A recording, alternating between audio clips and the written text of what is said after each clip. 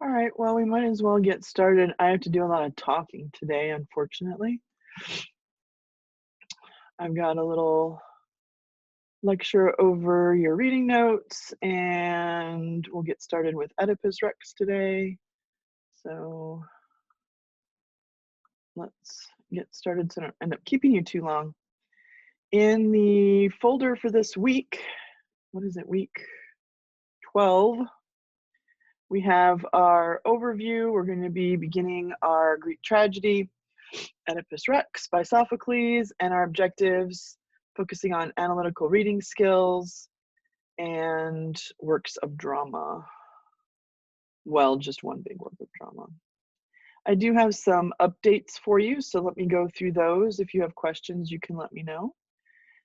This is an A week, so you do not need to do a formative on Friday, just today and Thursday. There was an error. I had the wrong topic up for today, and I had to go back and change it. So if you signed in to formative earlier today and it was a weird question that didn't make sense, I put it in the wrong class. So you can go back. I fixed it and it should be good to go. But yeah. There's another one on Thursday. This is the beginning, or yesterday was the beginning of the third 6 weeks. Just a reminder, I think the third 6 weeks is shorter than usual because there's this week and next week, then we're off for Thanksgiving. And then when we get back, there's only 3 more weeks before Christmas break. And the week before Christmas break is probably exam week. So, you know, it's really more like 3.5, 4 weeks of instruction this 6 weeks. And so if you are looking for a certain percentage on your semester, because semester grades are the ones that show up on your report card, on your transcript. If you're looking to get to a certain point with your grades, then you might want to sort of figure that out a little bit and talk to your instructors and see, you know, how you can amp it up in these last few weeks to make sure that you get the grade that you desire in your classes. We are continuing on the phase-in hybrid schedule. So this week's schedule is the same as last week's schedule, but I did get a look at the schedule that starts next week. And that next week is the week that anybody who wants to do hybrid can start coming to school 2 days a week. And I got a chance to look at it. They haven't released it officially yet, so I haven't sent it out. I will send it to you when they have it. But it looks like we're going back. Here, I have the top secret right here. I can't show it to you, but I can look at it while I'm talking to you. It looks like there's going to be regular blocks like before spring break, the way we used to have blocks. And the school day starts at 8:10 and ends at 3:55. So 4 classes on the regular block schedule. It looks like they have class periods for an hour, each of the 4 periods, and then anywhere from 40, about a half an hour, 40 minutes, 20 minutes on the other one, of asynchronous time after that to finish up the block. So they're getting rid of that afternoon 2:45 till 4 o'clock teacher support time, and they're going pretty much back to the regular block schedule. And like I said, as soon as they get that out, so that means that you can have even more Zoom time if you're on virtual, because your teachers will be Zooming twice a week, some of them 3 times a week, for an hour for each class period. Yeah, I'm gonna have to think about that. I haven't seen any ill effects. Last week and this week I've been doing what I've been doing all along. I don't think there's any problems with it, but do let me know if you perceive any. I have special permission. 9 school days till Thanksgiving. We were talking about that, but nobody, either nobody cared or they don't want to think about it because it's too far away. I don't know. The poetry explication projects were good. I've already given you your feedback on those. They took me a while to look through. I looked through them twice. One time I was watching them and making notes, and then I went back and put comments. So your In Blackboard, your assignments have comments.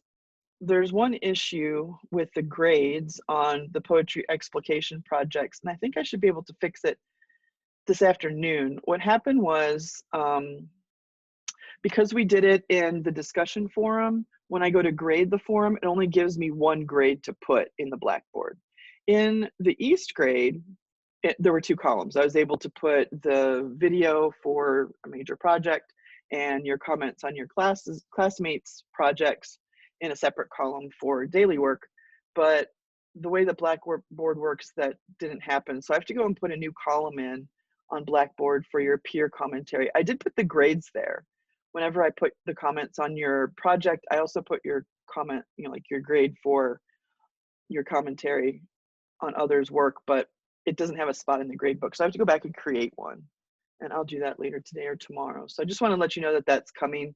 It's just the way that platform functions differently from pretty much anything else. But overall, I did enjoy the projects. I think that y'all did a good job with your presentations for the most part. They were well done, and I feel like people had a lot of good insights. Some of the poems were repetitious. I don't know if it's because of the sites I sent you to, but I read the same 5 or 6 poems probably 7 or 8 times each. Was hoping for more variety, but that's not your fault. You didn't know what other people picked probably. But I did enjoy reading the different interpretations and the different ideas and the study questions. I think it all went pretty well. I was pleased. STC instructor evaluations are open. You should fill out evaluations on your instructors as often as possible. They do use them. I can tell you that we can see them at the end of the semester. We can't see them until like 2 weeks after the semester's over. We cannot see who did what. It's all anonymous. There's like sort of a graph where you can see how students responded to certain questions that they ask. And then if there are any comments, you get those. But it doesn't have the author of those things. But maybe not more importantly, I use those to help me make choices next time I teach the course. This year was a lot different because of the virtual situation. So, obviously second semester is going to be virtual too. So any feedback that you have for that would be great. Also, they do look at it on our evaluation. So if you have an instructor, hopefully it's not me, that is problematic for you, but maybe it doesn't rise to the point where you want to say anything to that instructor, you can put it in the evaluation. Nobody will know that it was you. And, like be professional and nice about it. But they do bring those up at your yearly evaluation. So as an instructor for STC, I have to go once a year and meet with the department head. Sometimes the dean is there, and they go through a lot of stuff. And one of the things that they go through is they have all of the student evaluations in front of them, and they've read them. So they will say something like, oh, I see that there were some issues with whatever, or I see your students consistently give you good feedback, whatever it may be. I do know that there were 2 dual enrollment instructors in the English department in the last couple of years who were dismissed because of, probably a couple different things, but one of them was because of that. So I'm not saying go out and get people fired. I'm just saying if you have issues and you think it's not fair, but you haven't really known how to do anything about it, that might be one way. But anyway, so those are available. You can click here, or also if you go over here on the side where it says course evaluation, you should be able to access it there too, also to do your instructor evaluations. Hopefully you'll take advantage of that opportunity. All right, I want to go over the reading assignment that you had for today. There were some terms and things that you needed to define and make notes on for tragedy, comedy, and defining drama. Then I also want to get you ready for reading Oedipus Rex, because it's about 40 pages in our textbook, and we're going to do all the heavy lifting this week and next week. We're going to read half of the play this week and watch a performance of half of it, and then next week we'll do the last half and watch the performance. And I want to get you ready and prepared for that, so we'll do that as soon as I'm done going through these terms. So I always like to, I'm gonna open this PDF. I always like to go over the reading assignment. I know that it can get a little bit repetitious, maybe even boring because you've already read it and taken notes. But I do think that it will help you to learn the terminology. All of these bold terms that we've been studying from poetry, drama, and short fiction are all eligible to show up on the semester exam. So that's why I go through them and talk through them a little bit. Maybe I'll give an example or a definition a little differently than the book did that will round out your idea of the concept. So without further ado, let me go through tragedy and comedy. I think when we talk about plays, we mainly mean those two categories, tragedy and comedy.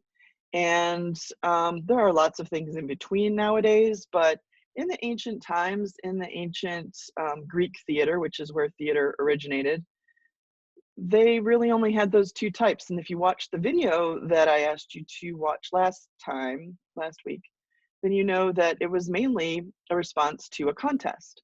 They would have these huge dramatic contests to see who could write the best tragedies, and they would come together as a huge festival and perform them. And so we do have existing some of the plays that the ancient Greek playwrights created. Not all of them, obviously, that's quite a long time ago, but we do have a number of them. Tragedy being the highest, loftiest type of drama and more poetic and artful. Comedy for the ancient Greeks was kind of gross and sort of denigrated people and was about body humor and things like that. So it's more like comic relief than anything else. So it is good to have a working definition of tragedy in the dramatic sense. And so that has to do with the fall of someone of significance in ancient Greece. So there's going to be a protagonist who is going to suffer and have a reversal of fortune. A good term to know, not just for drama, but also for real life, is catharsis. That term is applied to regular life, not just drama. Catharsis is when we have a sense of relief, emotional relief after tension and anxiety. So in a play, after the playwright has created all of this tension and conflict, at the point of the climax and afterward, we have a catharsis, which is a Greek word, and it has to do with the release of those emotions. And you can think about a time in your life when you experience catharsis. If you ever had to make a decision or some unknown was hanging over you and you were waiting to find out an answer to something, after you find out, there is some catharsis. Like on Saturday, I don't know, I felt some catharsis when they finally were able to say who won the election. We were on, we were on suspense mode for a while there. So catharsis is when we have sort of an emotional purging after a period of anxiety or conflict. Some other terms that they do. Okay, some other Greek terms that you need to know because they are going to apply to Oedipus Rex is the term hamartia. Hamartia is a flaw. So the protagonist in a classic Greek play will have a reversal of fortune or a fall based on that character's own fatal flaws. So there'll be something intrinsic to that character that ends up causing their own downfall. Maybe it's their own curiosity. Maybe it's their own bitterness. Maybe it's their own pride, which is the next term here. So there is a term for pride as a flaw, and that is hubris. Hubris is when a character or a person in real life has so much pride that they are blinded to the downfalls of that pride. And so we see that a lot in Greek drama. We see it even in Shakespeare and other plays, and we see it in real life as well. They talk about irony. Dramatic irony when we're watching a play is sometimes called tragic irony. It's the same thing. They discuss cosmic irony. I don't remember if we talked about that when we were talking about short fiction. I can't remember if it comes out in the book or not. But that is for sure, put some stars by that in your notebook, because cosmic irony has a huge role in this play. Cosmic irony, or irony of fate, is when in certain works of literature where there is an outside force, like God, or in the case of Oedipus Rex, there is a prophecy. These people are living in pagan times, and so they have, a religion that is polytheistic. They have all, Zeus and all those different characters are their religion. In any case, they believe that there could be prophecies about the future, and humans don't really have the power to change it, but human nature is that we would want to change a bad prophecy. So irony of fate has to do with how human beings try so hard to run away from their fate that they pretty much end up just running into the thing that they're trying to run away from in the first place. And so that is ironic. So there is a term called the catastrophe, which is the moment of realization that a character has in Greek drama. And it's pretty obvious, pretty similar to like a climax in a novel or a short piece of fiction. Pathos, I'm pretty sure you learned that last year. It has to do with us feeling sorry for the character and their position. At the bottom of page 1043 is a concept that you need to be familiar with, and it's Aristotle's unities. So if you didn't make notes on that, you probably should. Aristotle, in his great work Poetics, wrote about what it takes for a drama in his time period, a tragedy especially, to be considered realistic, so that people watching it think that it could really happen. And the three unities are the unity of time, the unity of place, and the unity of action. So Aristotle said, well, everything in the play has to contribute to the downfall of the character, to the tragedy itself. You can't have any side tangents. You can't have anything that doesn't relate to that ultimate conclusion of the protagonist succumbing to their fatal flaw. So that's unity of action. Unity of place, Aristotle says that for it to be realistic, you can't have multiple locations. It has to take place all in one spot. Oedipus Rex takes place in front of Oedipus' palace in Thebes, and it doesn't move anywhere. Now, obviously, that unity is broken all the time nowadays because we have more advanced ways of viewing plays.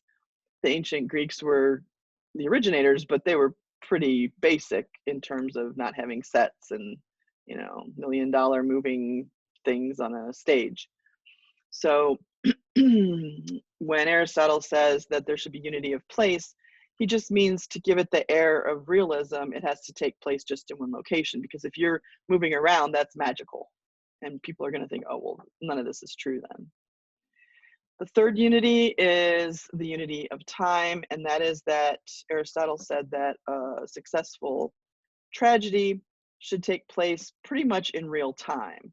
In other words, you're not skipping ahead and saying, 3 weeks later, that's not believable, because nobody can skip ahead in time like that. So the unities are designed to make it seem like a play is real, and reality is what they're sort of going for. Even if the actions on stage and the scenarios are kind of like way out of reality, like in Oedipus Rex, that situation is never going to happen to anybody in real life.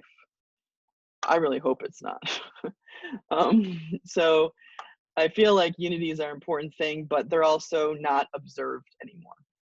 We've broken pretty much all of them. They talk about tragic comedies. Pretty obvious what that is. They give you some examples. Melodrama. If you've ever seen a Mexican novella, you already know what a melodrama is. A reaction to melodramas was the movement of realism in the 19th century, because people got tired of, oh, what will happen next? This sort of drama. And they reacted to that with realism, which was sort of a frank and honest look at everyday life and dramatizing that instead of dramatizing oh, if you leave me, I'll kill myself, that sort of thing. So realism was created as a way to be serious about real life and the tragic elements of everyday life in contrast to that melodrama. There is a reference to naturalism a little later on the page, and you should know the distinction between them.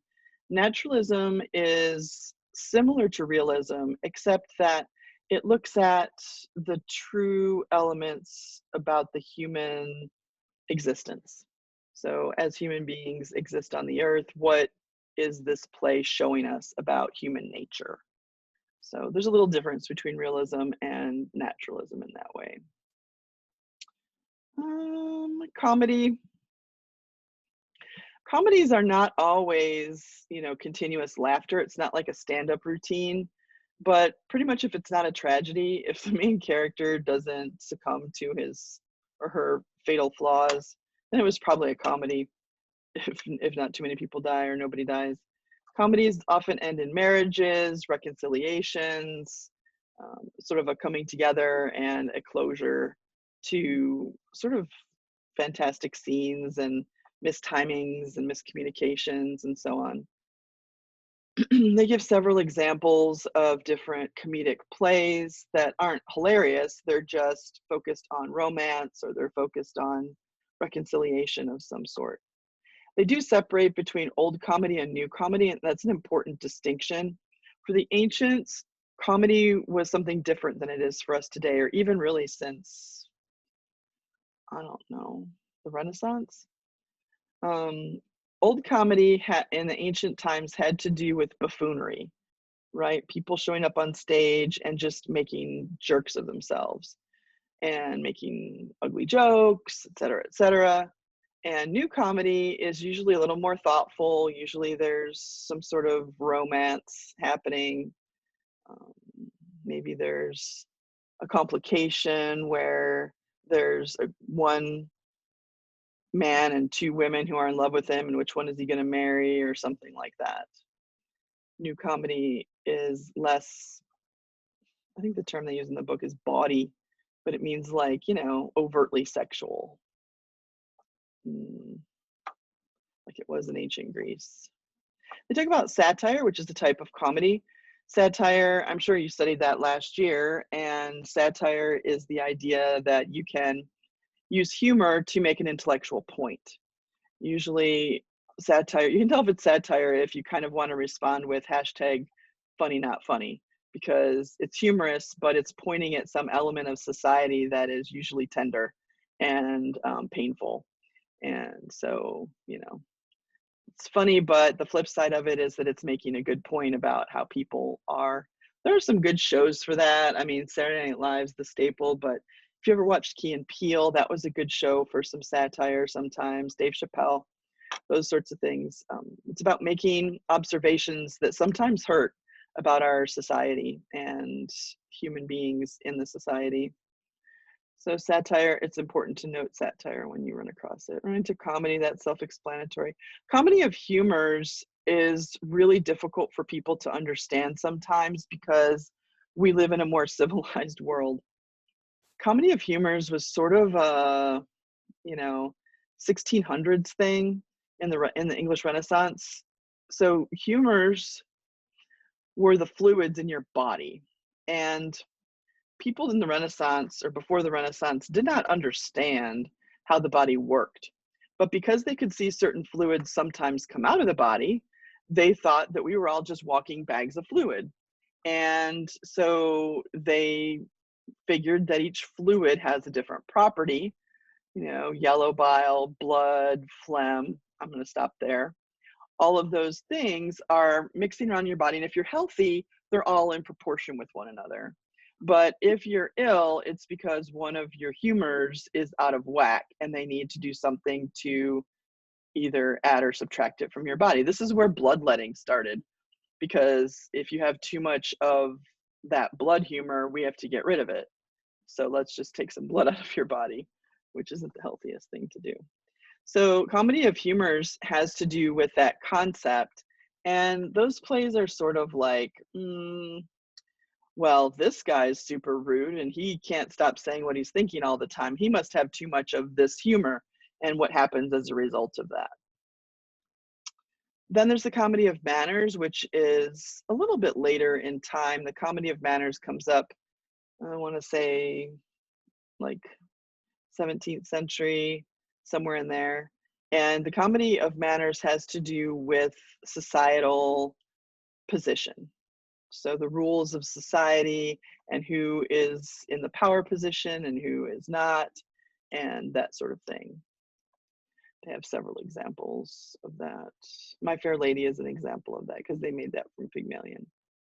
Sentimental comedy, you can guess what that means. They talk about anti-heroes. That's important to mention. Anti-heroes show up a lot in our cinema today. Probably a good example of an anti-hero is in Despicable Me.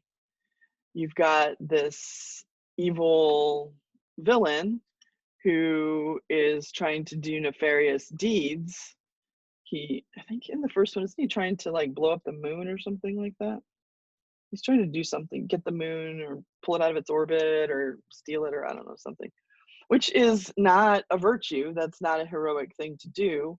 So he is an anti-hero. Yes, he adopts some girls, but he's still doing those nasty, spy type things. So he's an anti-hero, a character that instead of us thinking of them as an example, we think of them more of, like a sad example of a person because of their choices that they make.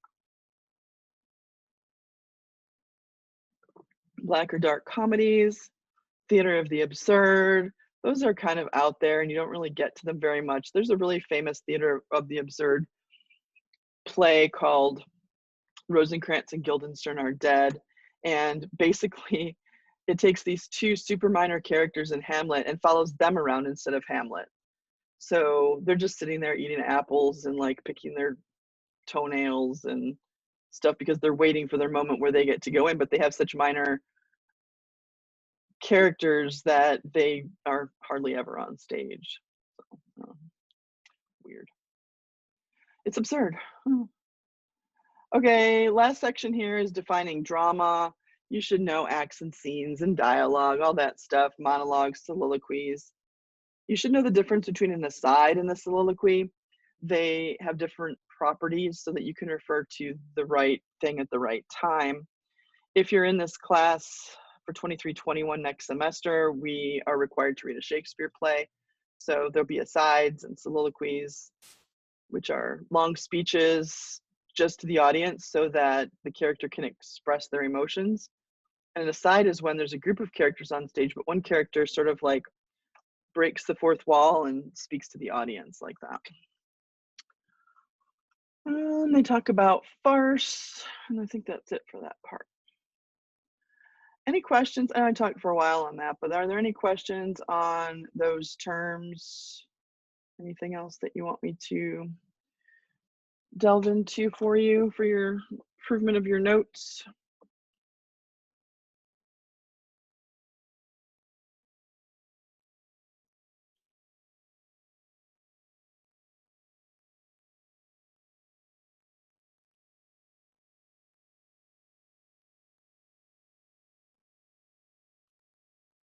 Okay. Well, I'm going to come back to that one that says background on characters and setting for Oedipus Rex. That one I'm going to talk about when we're getting ready to work into the play a little bit. You should have looked at the stage directions diagram and you should have watched the video, Introduction to Greek Drama. Are there any questions that you had from the material in that video? It's not very long. I tend to pick short things so that you have enough time to, just get what you need out of it and move on and do your other work. Okay, Well, on assignments down there, obviously you need to read the first half of Oedipus Rex in your textbook, which goes from pages 1431 to 1453. So about 22 pages. It's a little more than half actually. It's just that I broke it at a logical breaking point in the text. So when you're reading, you will probably need to read a little bit slower than usual. It's written in, let me go to the page here. Hamlet, okay. Kind of long. Okay, so when you look at Oedipus on the page, Oedipus Rex, the play, you'll see that it's written in almost like epic poetry format. And there's a lot of space on the side here. It's not going to be in paragraphs, it's in poetry. It probably rhymed in Greek, in ancient Greek.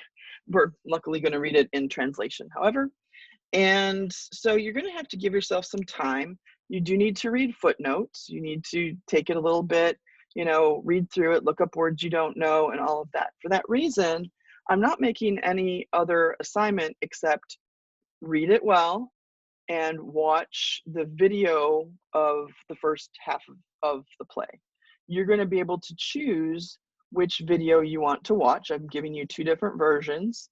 One down here, if you could see, the two of them are linked here.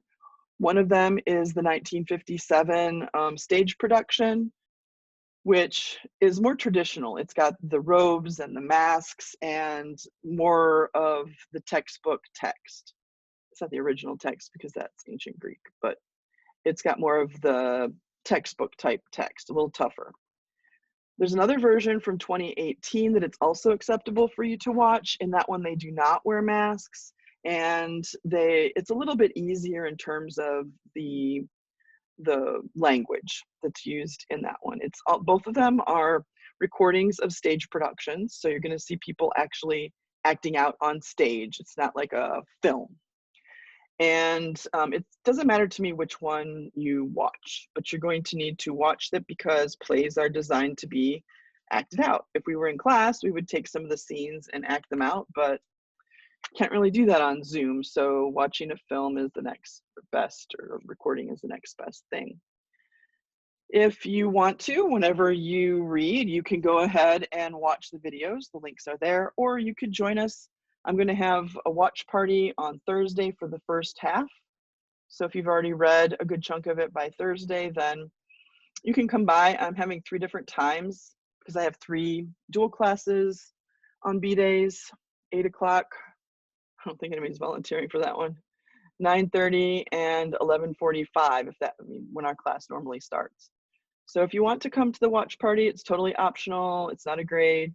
But what will happen is I'm going to play the 1957 version. I like it better because of the masks. It's kind of a unique experience to see Greek theater with masks. So we don't get that opportunity all the time. So I'm going to use that one.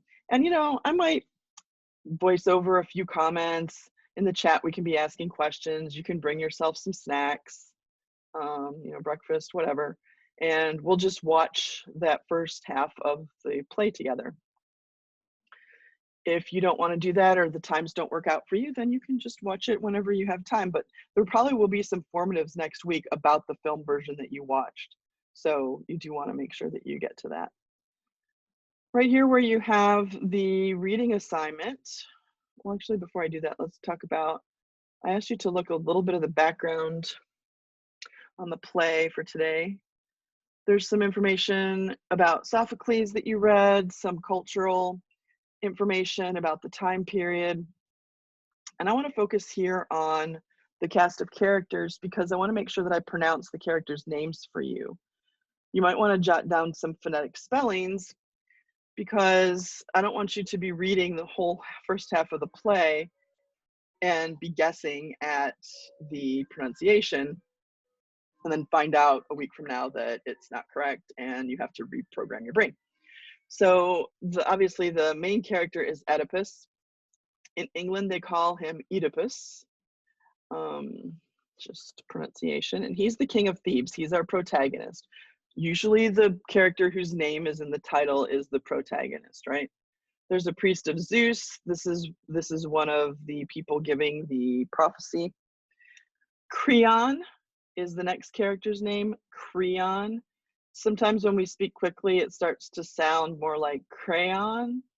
And I actually had a student write one time on a paper that his name was Crayon, C-R-A-Y-O-N, like, you know, magenta. That is not true. Then we have the chorus and the choragus. We already talked about that. Tiresias is the next one over there in the right-hand column. Tiresias, he is a blind prophet or seer. The ancient Greek people believed that people who were deprived of a sense made up for that by having another sense heightened. So a lot of times the people who are telling prophecies and so on are blind because they can't see physically, but they can see spiritually. Tiresias is a famous prophet. He comes out in a number of Greek pieces of literature. Jocasta is the wife of Oedipus. She's the queen of Thebes. Jocasta, sometimes her name is spelled with an I for Acasta or Epicast sometimes, but in this version they call her Jocasta. That's just because there's not really a J in Greek. Messenger, herdsman, second messenger. Okay, I don't need to go through that. On mutes, there are two at the bottom that I want to talk about, and they are Oedipus and Jocasta's daughters, Antigone and Ismene. Those are their daughters. They're under the mute section because those are characters who appear but they don't say anything. Antigone has a play to herself. There's a trilogy with Oedipus. There's Oedipus the king, Antigone, and Oedipus at Colonus. So we're just reading the first one, but those are his daughters. Antigone, it's not Antigone. It'd be sad if you went out in life and said Antigone. And Ismene. So there's another one that they mentioned down here in the footnote, because he doesn't have any lines, but he's mentioned quite frequently in the play. And that is Oedipus' father, Laius. L-A-I-U-S, Laius. So he doesn't even appear on stage, so. All right. So if you go back to the assignment, we're almost done. Thank goodness, right? Okay, if you go back to the reading assignment, you're going to read to the end of the Komos, which is right before Stasimon 2. Now, here are 3 things that I put here to help you. One is I couldn't find a PDF with the same translator that's in our textbook. So I just took a PDF of all the pages of the play. It's not the greatest quality PDF, but it will suffice if you want to read the play in PDF format. Then here is the structure chart that I shared with you last week. This is not an assignment. This is a tool to help you organize and remember the information that you're reading of the play. Here are the different sections. We talked about stasimons and episodes and parados last week. We did a slideshow on that. So if you missed those notes, you should go back to last week's class and get those. But I put the page numbers here for each section and then a spot for you to put key characters and plot notes. So if you think this will help you organize and remember, this would be a good study tool before the exam, if you had it done, things like that. We're going to read to the end of the first Komos right here for this week. So that's just about halfway, as you can see. So you can download a copy of this if you want. You can add columns if you want to add other things. But I just felt like that would be a good way to organize the page numbers and the different sections in case it helps you to study as you're reading. The other thing I created is a really short study guide. I'm not a big fan of asking questions. I think I already said that. I'd rather have you focus on your reading, but I did prepare kind of like a section by section focus area. You could think of it like that. It's just pretty much a page. So as you're reading the prologue, what should be in the front of your mind while you're reading? So you can either look at the question before you read that section and kind of keep it in the forefront of your mind while you're reading, Or when you're done reading that section, you can ask yourself the question, and if you can't answer it, you have to probably need to reread, because these are all key elements of those sections. So just put one, or in some cases, maybe two different things to look for in that particular section. Again, the top of the page. This is not an assignment. This is a tool to help you as you are reading. The important thing to do is to read the assignment. And that's going to take a while. It's advanced level stuff. Look up words you don't know. Look up allusions. If they mention a god, goddess, whatever that you don't know, you need to look it up. Any references, and make sure that you look at footnotes. The footnotes at the bottom of the page are important. There's not a ton of them, but there's enough to help you read the text. So are there any questions about the assignment or the watch party?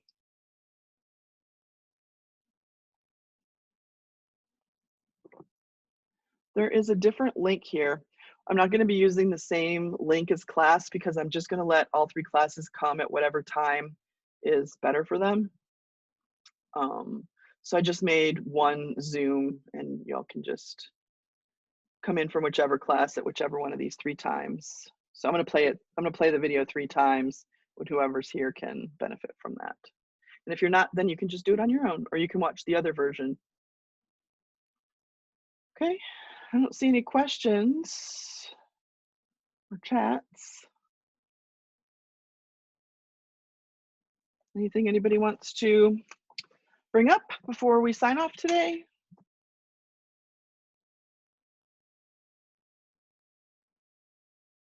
Okay, that's it then. I hope you all have a great week. I will see you either on Thursday or next Tuesday. Have a good one. Bye, Miss. Bye.